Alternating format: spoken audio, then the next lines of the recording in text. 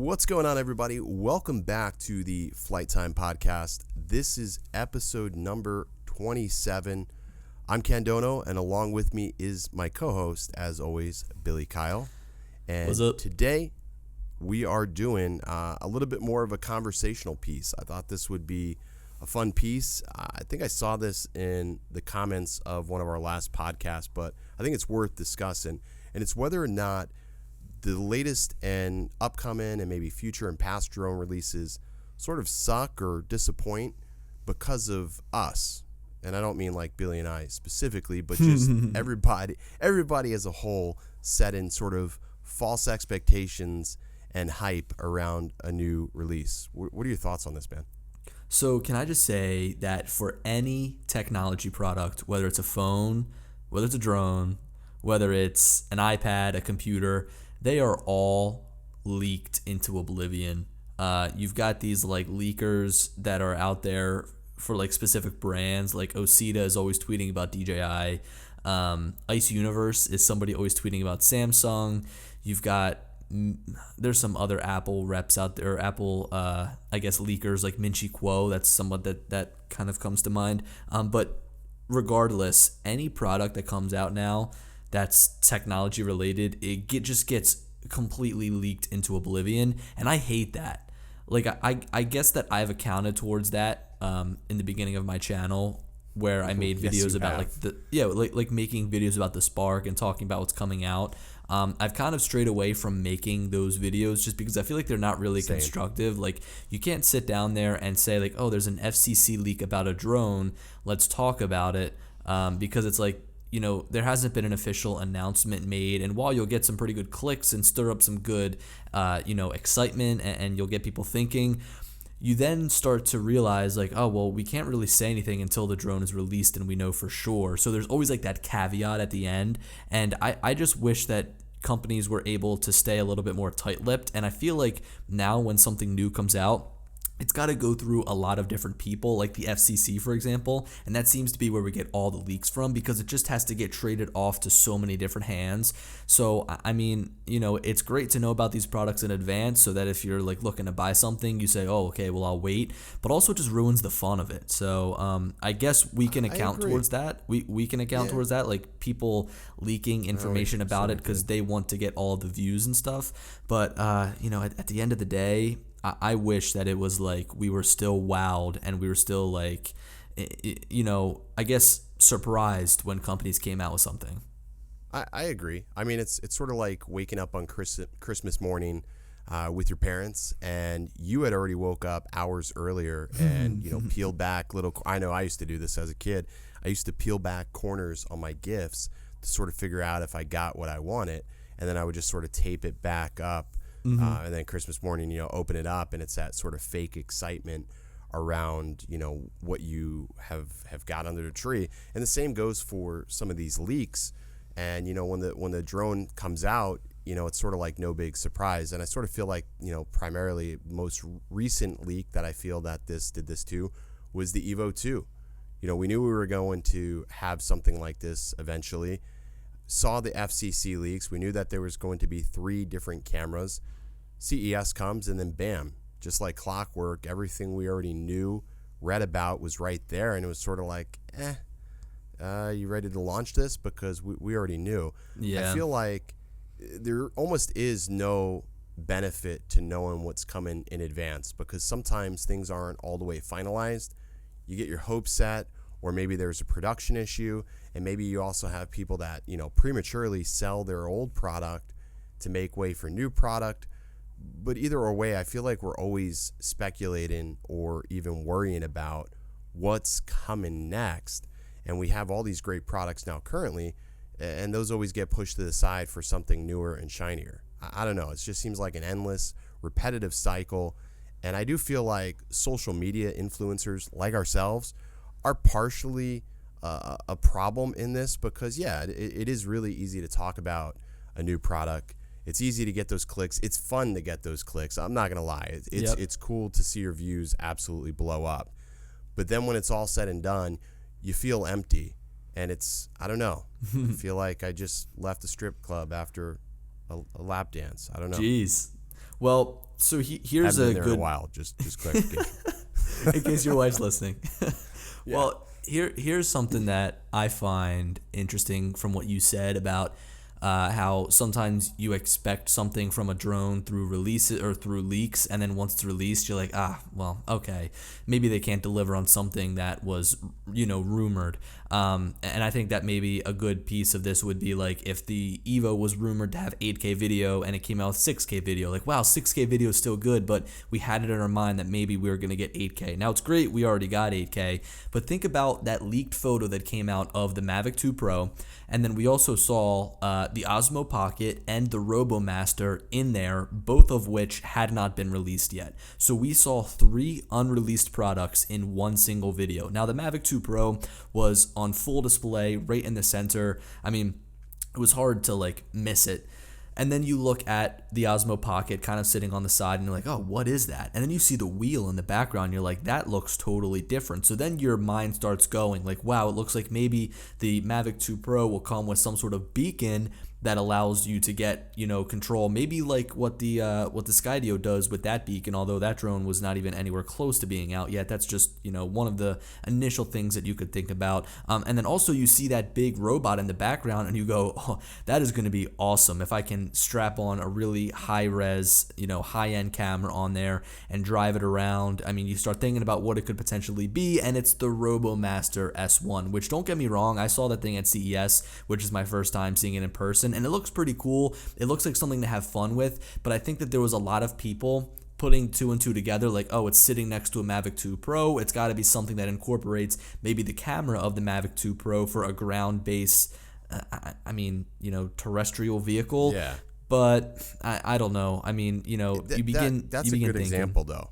That's a good example, that photo. I remember that photo. And think about how far apart that photo is leaked to the point that 2 of those products were actually leaked. When we saw that photo, it was July of 2018. July of 2018. The Osmo the Osmo Pocket was not released until December. December. No, actually, I'm sorry, January. Or was it mid-December? It was somewhere maybe mid-December, because I remember going to Spin Up, and that was the first time I ever saw the Osmo Pocket. Yeah, Rick had one. There. Rick had one at Spin Up, and I was like, "Wow, that thing's pretty small. It's so pretty cool."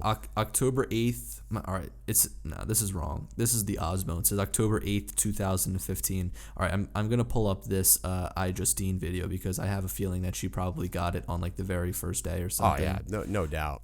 She would. You know what? She would definitely have had it. No, November 28th, 2018. So that's a release that came just before the Christmas season, so that people would buy it as a gift or something like that. RoboMaster didn't come out until 2019. Around the endish of 2019. It was like February, April, I think. Yeah, for RoboMaster, if I'm not mistaken. I don't remember, just because it's not something that I was really crazy excited about. I wasn't really even curious about it. And I didn't even speculate it. But beyond non-leaked things, I think another thing that tends to happen is, okay, prime example, the Skydio 2, for instance. We all saw the marketing promotions, and I think for the most part, most casual flyers, like pilots like ourselves, went sort of gaga over this drone after watching the initial promo video. We now get the drone in our hands, and then we start realizing, wait a second, this thing doesn't do a lot of what we initially saw it do in some of that promotional video. So it's like hype meets reality in most instances, which sort of sucks. I agree. What are your thoughts on that, though? I agree, and I think it was bold of them to open up right away with, the Phantom hitting. Oh, I know. If they would have opened it up with any other drone, I probably wouldn't have given it a lot of thought. You know what I mean? Okay, for instance, if that was a unique drone hitting a street sign, I would have been like, oh, freaking unique. I've seen that happen before. I mean, it's unique, but they opened it up with the largest. I mean, they literally said, we're going to take a swing at the largest drone manufacturer on the planet. We're going to take a direct swing at you. They did And it we multiple just times wrecked too. Yeah, I know.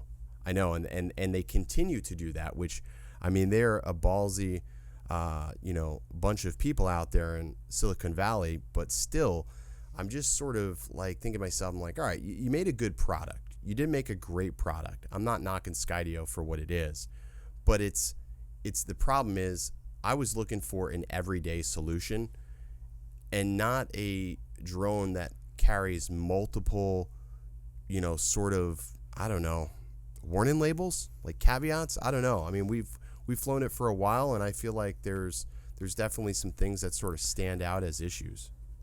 Dude, I can't fly it manually. I can't with that remote controller. I can't either. Something that came up, and I, as you were sitting there talking, I just watched this for the first time. This guy by the name of Kendall Martin uploaded a video. Yep. Did you watch it? You're talking about his cinematic out in Hawaii. Yeah, so, So Kendall works for Skydio. Really? Yeah, so Kendall is part of their marketing team, I guess. I could be wrong, but if you go to his profiles, it says he works for Skydio, actually. Interesting. I see a couple of Skydio 2 videos from him on here. It's actually and good. He's got that. Yeah, he's got a fair amount, and he's also one of those few that is able to somehow toggle over to that other view where you can like sort of see what the cameras are actually seeing. You know what I mean? Like what the Skydio 2's cameras actually perceive in flight. Yeah, I was interested in that. So I'm not sure how he's getting that, but if he is part of Skydio, that would probably make sense how he has access to that data as well. Yeah, well, here's the thing, is regardless, I almost feel like it was a direct shot at my video in the thumbnail, how it said Skydio 2 can't shoot cinematic video. I looked through this video, and I've got to say that I'm impressed with the shots that he got. It's shots that anybody with a Skydio 2 can get because it seemed like the drone was doing a lot of the flying as he maneuvers through the trees and stuff. But at the end of the day, and here's something that really gets lost in translation, is the word cinematic. It's hard to explain because you see a lot of people on YouTube who sit there and talk about cinematic footage, and they talk about how to grade things, like color grading, and it's kind of like you see this clash of the film industry and people creating online content. And I've become very hyper aware of this recently because I'm taking some film classes at school, and it's totally different than the mindset that you need to have when you're going to be shooting like video for social media. And it's almost given me a brand new perspective on things. In fact, Ken, this might even be the reason why I'm talking to you now about shooting HLG on the A7 III, because I'm becoming a little bit more aware of things that I do just in order to up my production value, make my videos stand out. One of which is just really dialing in your colors, whether that be white balance, picture profile, whatever you use on whatever camera that you've got. But look, I can say that I cringe now at the fact that I uploaded videos saying like, well, hey, can this drone shoot cinematic video? Because at the end of the day, I don't know. I don't mean to be that guy who's like a film snob, but I mean, I see it from the other side now of people in the film industry who look at certain things that are claiming to be cinematic. And these shots here, in my opinion, really aren't cinematic. What is the definition of cinematic? Who knows? Everybody has their own definition. But I look back at the old videos I made about saying, well, hey, can this drone shoot cinematic video? And I almost think that I should have taken a different stance on that. Like there should have been a different component or something that I was trying to build up to, rather than, hey, can a drone shoot cinematic video? So I don't know, because a lot of the herky-jerky movements, a lot of the I guess alterations that the drone was making, trying to push it around different objects, while that's great, those are movements that you want to try and mitigate in a situation where you're shooting cinematic video, because if the camera twitches or if the camera makes an irregular movement, you can believe that some sort of like director on set, or maybe even the drone pilot who's flying at that time, will say, whoa, we need to redo this because the camera twitched. So and I think that's so here's my definition of drone cinematic is, and maybe we have a difference of opinion, but I'm going to guess that you'll probably agree with me on this, is when I think of drone cinematics, immediately, two pilots come to mind, and that is Sam Kolder and John Olson when I think of cinematics surrounding about a drone. And it's just simply because, one, Sam Kolder will put a drone into positions that would make an average pilot feel incredibly uncomfortable. And two, he's probably lost several drones trying to get that one shot. We'll never know. But he's probably lost a lot, to be honest. Right. The movements that he creates, it's like you feel it. You know what I mean? Like you feel it. It feels like you're one with the shot because you're so close in the view. In the same way with John Olson, it's the color, it's the lighting that they've chosen. And that's where I feel like with Skydio, you really can't make it too cinematic because, one, golden hour, the most beautiful time to fly, realistically, you can't really fly because as soon as you start losing any significant amount of light and that drone detects that, you're already up the creek without a paddle, because chances are it may land because of the lighting conditions. Or two, what I've noticed is, especially with HDR, if it's turned on, forget it. You're done. And that's where color profiles, I've gone down this rabbit hole of color profiles ever since I've dabbled in the world of Sony cameras, and it'll almost drive you mad. But I think something that you need to have on any drone to create any sort of cinematic content is a flat base, like a flat starting point. And that's something that Skydio just doesn't have. But those herky-jerky movements just take me out of a video. And I tried watching that video, and I mean, it was good. It's better than most any of the videos I've seen out there online, but still, it's just those subtle little movements really do take me out of the moment. And that's something that, I'll watch back videos that we've done where we're flying several locations, and we obviously skim through our clips and make sure we remove those, because obviously our raw footage doesn't look like that. Yeah. But I think the most notable, like the most cinematic experience that I've had so far was when you and I were going head to head when we were up in New York City, flying multiple locations, really trying to tie a story together. I mean, that was last year. I think it was last January, actually, when we were doing that. And that was absolutely perfect. So it was. Yeah, cinematic is defined differently, I guess, with everybody. So here's the thing, right? Google likes to give you these definitions right at the top. So the definition of cinematic is relating to motion pictures. Okay. That's pretty broad. And then the definition of cinematography is the art of making motion pictures. But here's the thing, is that cinematography really leans on the lighting of an image. And when you're on a movie set, God, I feel like such a snob like talking like this, but when you're on a movie set, a cinematographer might not even touch a camera, but instead they're the ones that are properly lighting a subject.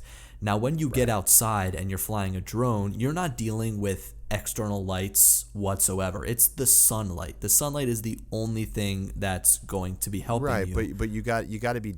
So I think when we're flying drones and we're outside, my mind goes away from lighting and then starts thinking about exposure facing. So I'm thinking about, well, which way is the exposure face? Is the sun from the south or from the east? So you start thinking about how you're going to fly something depending on which way the light is hitting whatever subject it is that you're filming. I think your mind sort of switches. It is true. So we do that all the time.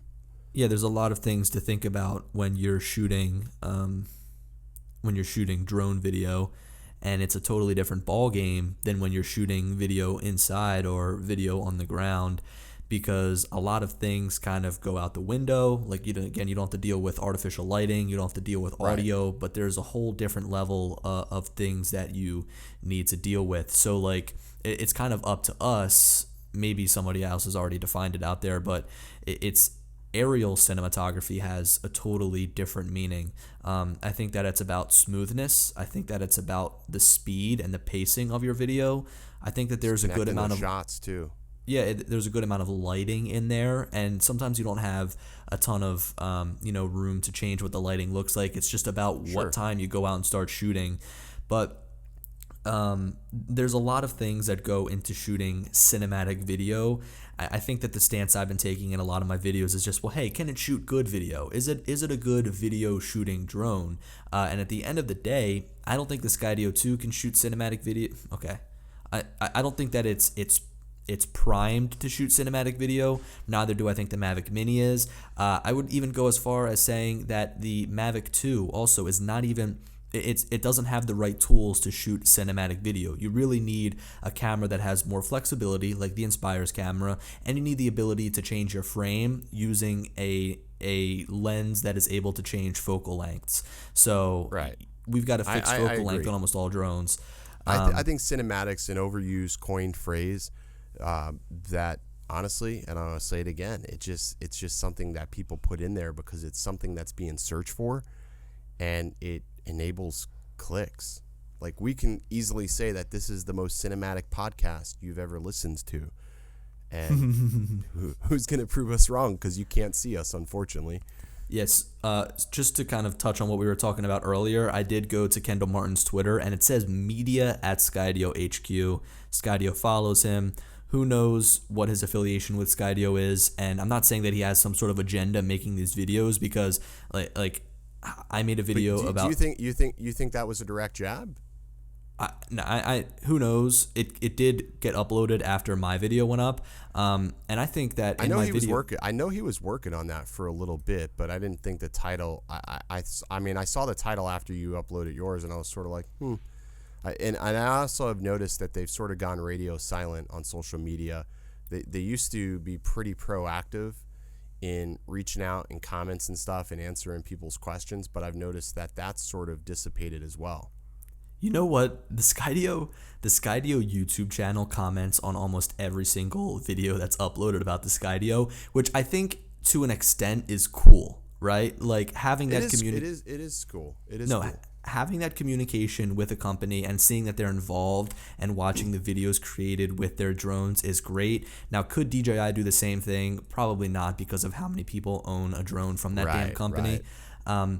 But like, Skydio tries to like correct everybody in a lot of their videos. And like, I did a video about like 25, maybe it was on this video. Either way, it was a tutorial about the Skydio 2, and they said, oh yeah, one more thing to add. It's like, geez, you can't talk about everything in a video. Like, come on. Yeah, exactly. I mean, we can only do what we can do. I mean, we're also working with, YouTube, which unfortunately what I've noticed is people have very short attention spans online for video. I think anytime you make a video over 10 minutes, I mean, you may lose people. This format right here works because you're probably driving to work right now and listening to us, like saying, hey, great, I got a 30 to 40 minute commute. So this works out. But, when you're watching a video, it may be a little bit tougher. Mm-hmm. I just want to wrap up that cinematic talk by saying that the footage that he shot is great. But I think that with the true meaning of cinematic and, learning what I've learned in the film industry through a couple of short films I've helped on, and through taking plenty of classes in school, there's this fine line, and I've even gotten some people online saying, oh, you YouTubers and your use of the word cinematic. And like, it's true.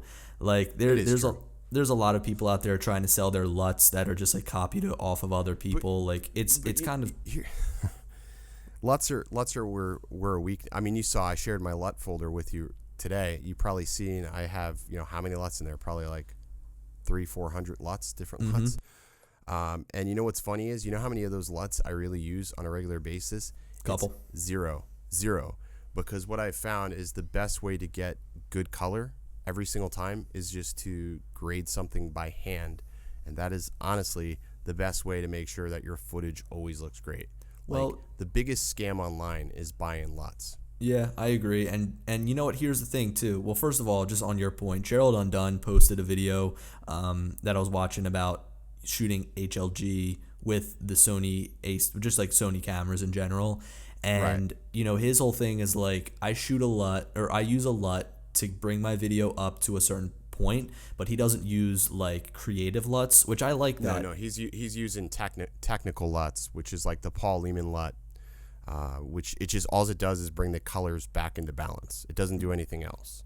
Exactly. And then he adds his own creative touch, and I like that. But you're so right, because you can go on and you can see like people will sell their presets or whatever, and this even applies for photos too, like Lightroom presets. And like, while it's great and you just think, oh wow, drag and drop, all I've got to do is tap this one button, well, there's so many things that come into effect. Like if your white balance is different, or if this is different, or if your exposure's off, or something like that, it's not just going to make your photo look great out of the gate. There's a lot of things that these people do.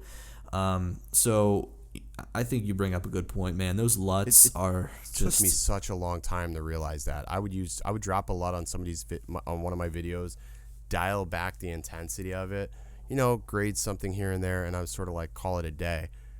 And now, as I go through my videos, what I find that's more important to get a good video is actually making sure that your lighting is set correctly, and that your white balance is nailed. As long as you can do those two things, the visual display of your video is going to be pretty damn tits, for the most part. And then all you got to do is just, amp your contrast here and there, and you can achieve a lot of these looks that you would pay, let's say $15-20 for, and you can't really replicate the look of that creator because, they're not telling you all the other variables that go into play, which is it's really sort of silly, and it makes me sad when I see a lot of people. But I use creative LUTs. I use technical LUTs on my Mavic 2 Pro footage. So when I shoot in D-Log-M, I use the technical LUT from Paul Lehman, and all that does is brings everything back into like a Rec 709. So that way it's just easier for me to give it the look. But I've honestly I switched to HLG on the Mavic 2 Pro. Because it's so much easier to match my Sony camera than it is anything else with HLG. I bet. And it just looks so sick, sick. So, but that's it's one of those things. But the whole premise of this conversation was we're talking about the adverse effect that we have, and something that I'm thinking too is while we affect the hype of things, we can also affect the success of a product. And one product that comes to mind is that 00 Falcon V-Copter.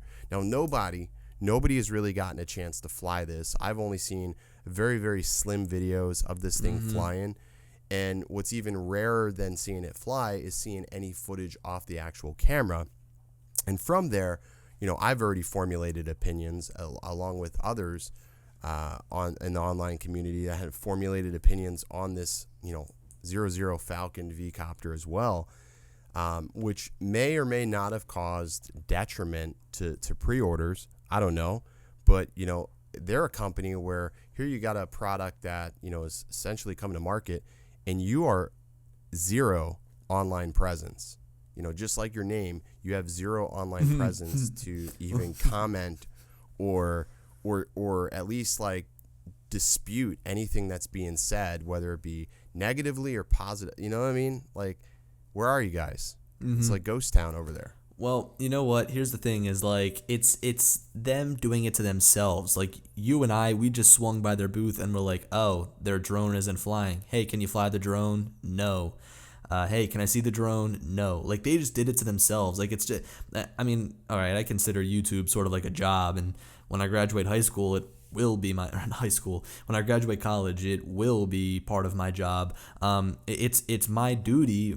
God, duty sounds even worse, but it's what I do online. It's like I just say to people, yeah, we didn't see the drone fly, and oh yeah, I didn't get to hold the drone, and oh yeah, they were kind of weird about me even opening the cage to take a photo of it. It's like they were just weird in general. They were very standoffish. You add it up and you say, oh, wow, a drone that doesn't fly but somehow is taking pre-orders. Yeah, I'm going to save my money. Like, right. They did it to exactly. themselves. But what's funny is a lot of people will say, are quick to even say to me, and they'll be like, hey, you're already writing this off and you haven't even gotten a chance to fly it. And it's, for me, I base my initial experience and impressions, especially when you go to CES and these companies on there, on how a company treats me when I walk, when I'm greeted, And when we first not, introduce ourselves. It's not just you and me, and it's not just other people who, post drone videos, but it's the 170,000 people that are there at CES. How are they presenting themselves to other industries and other people within the industry that might not even know that there's this, online community of people posting stuff about drones online, and they think that drones are only used for commercial purposes. It's like, if you're snubbing everybody, you're not going to get far. I mean, look at the booth right down the aisle. There's Autel and DJI at the other end that are well-established companies innovating time and time out, and it's like the only thing you can bring to market is something that dropped 2 motors and gave us 20 minutes of flight time extra. Like, all right, let me just buy an extra battery to make up for it, and I get so much else in return. Like, I get the ability to shoot 8K video now with the Evo. Like, oh, your drone only flies for 10 minutes longer. Okay, I'll get the Evo. Yeah. Yeah, it just, it's silly things like that just for me don't make much sense, and I just sort of scratch my head with companies, especially like 00, because like they have a chance. They have a very, very different product, yet they haven't offered any promotional material. And I'm not talking about free drones. I'm just talking about information. Tell us a little bit more about your product. Tell us why somebody should choose this design, your product, over something else. And don't just tell me, oh, it's 50 minutes of flight, because you have products out there now that offer so much more, way more capable, like the Evolve, the Evo, and potentially upcoming Mavic 3 or whatever eventually down the road, that is going to offer more flight time. I mean, that is the new standard. Hell, the Mavic Mini at $400 has 30 minutes of flight. 30 minutes of flight. That's only 20 minutes off. Oh, and by the way, you can get it for $500 with 3 batteries. That'll give you an hour and a half of fun. With a camera that's basically equivalent to what you're going to sell on this 00 Robotics. Yeah, who even knows if it's true 4K? Right, exactly. So, that's my apprehension when it comes to them, and that's been my stance on the videos with them. And love it or hate it, I'm sure I'm getting some hate from some fans that are hopeful of this, but my thing is, I would ask anybody, what benefit does a bicopter give you besides more efficiency? What benefit does it give you? Doesn't cool give me factor, some street cred maybe. Cool factor? Nobody's going to care you're flying a bicopter drone. And that's the biggest problem, that I see, in this specific niche, is there's a lot of collectors, There's a lot of people that like the idea of having drones, but don't like the idea of actually flying or using them.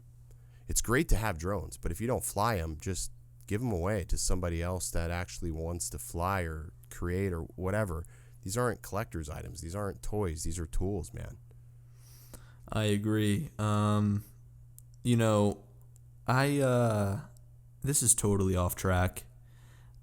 I was looking on Twitter, and I just got to bring up Kobe Bryant passing, man. It is so sad. Man, I like when I first heard that, like, I was like, no. I thought, because sometimes you'll see stuff like that on Facebook and it's not real, it's fake. And then I saw it on Twitter, and I'm like, if you see it on Twitter, it's real as shit. It's real. And I'm like, no. But then even sadder is the fact that his 13-year-old daughter's with him, and it's just like, being a dad myself, I mean, you just can't even imagine, the whole. I mean, I can't even put into words. I never want to feel that, and the fact, just tragic. And there's 9 people involved in that crash. Yeah. And from my understanding, I'm hearing that it was pilot error. So it makes me not even want to fly in a helicopter. Like helicopters already skeeve me out. Just like you say, you're glad to be on the ground flying a drone. But here's the well, and thing that's is, my thing. I'm honestly, I was nervous flying in that helicopter I was in Vegas because yeah, I hear them going down all the time. Like, and it's like, the last thing I want to do is be in an act. I don't know. It just helicopters always freak me out.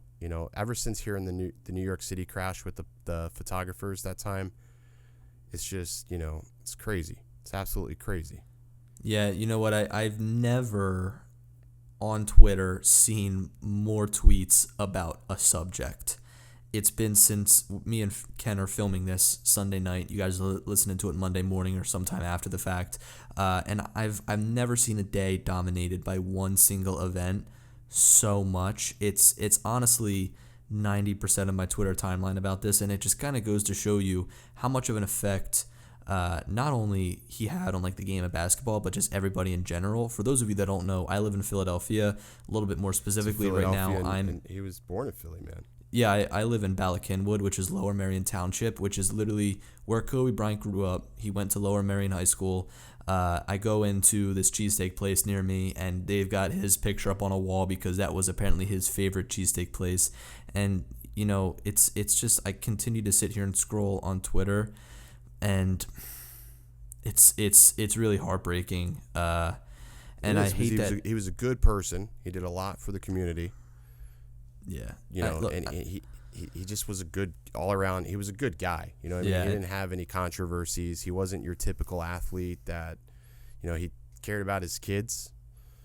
He cared about his family, and he was just a good dude, and gone way, way too soon. I know it doesn't have to do anything with drones, but just going on YouTube and looking up a couple of things during this podcast, had to bring it up because he was a legend and he'll definitely be missed.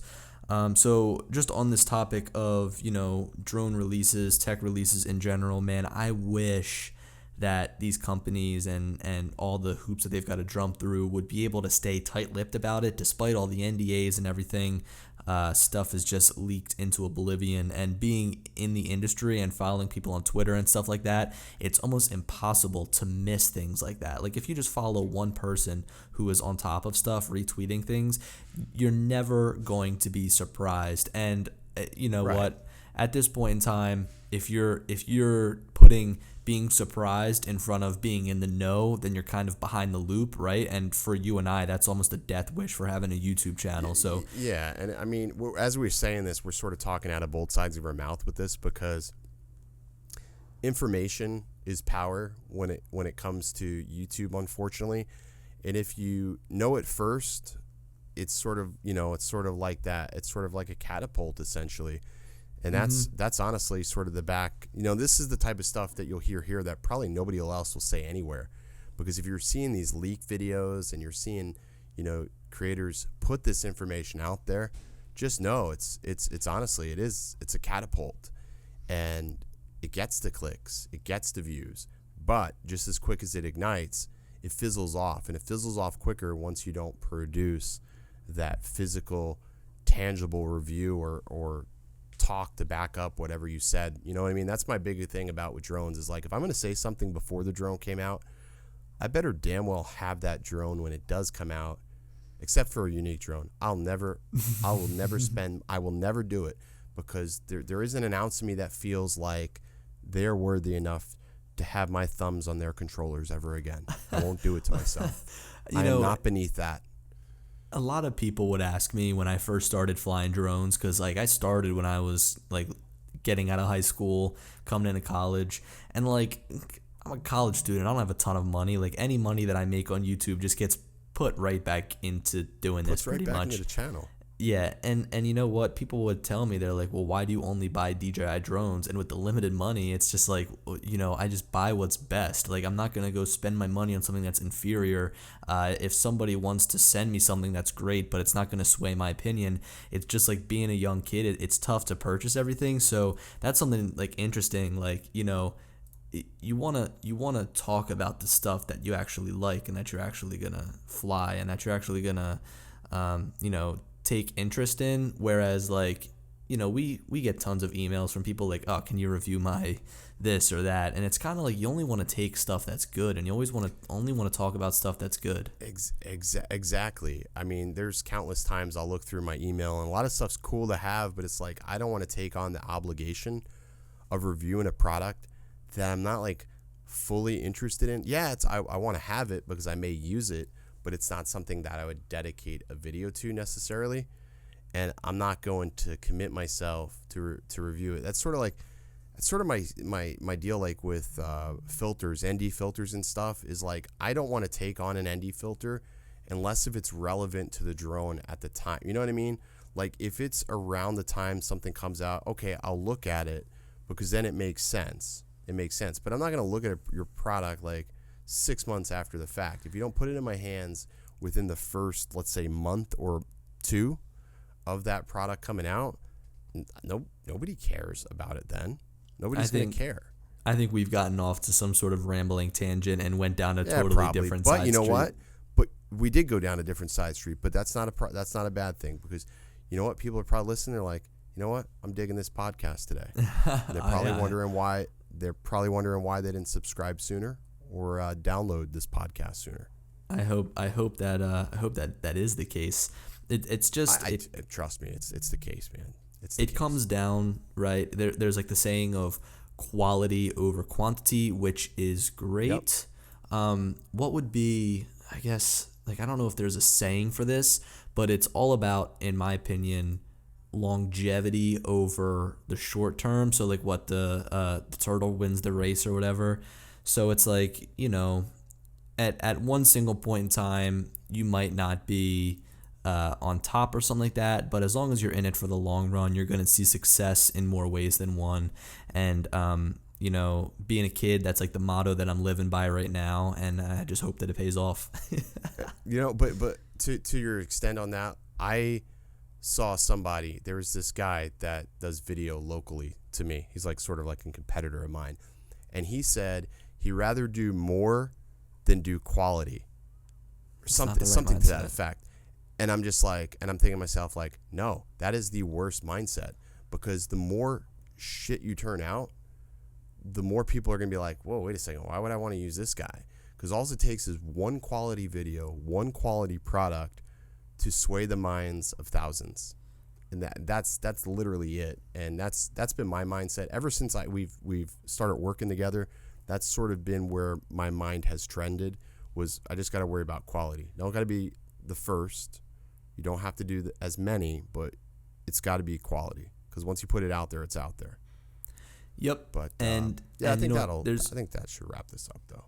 Yeah, there's some times where like if I'm on a shoot, like I'll just try to rush through and get it done, and then I end up saying, "Oh, this is not what I wanted," and then I end up having to redo it, or if I can't redo it, just trying to make it as good as possible. So, if you're putting your name on something, you got to make sure that it's your best work. And we totally went off tangent here. But you know what? I also want to say is I don't think that saying done is better than perfect. I honestly think perfect or as close to what perfect in your mind is the right mentality.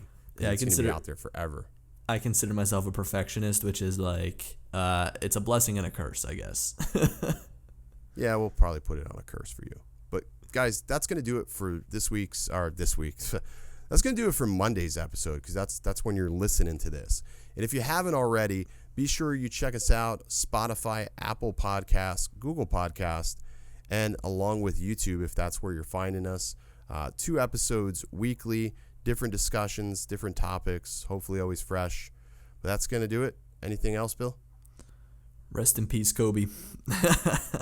R.I.P. Kobe. All right, guys. We'll talk to you next time.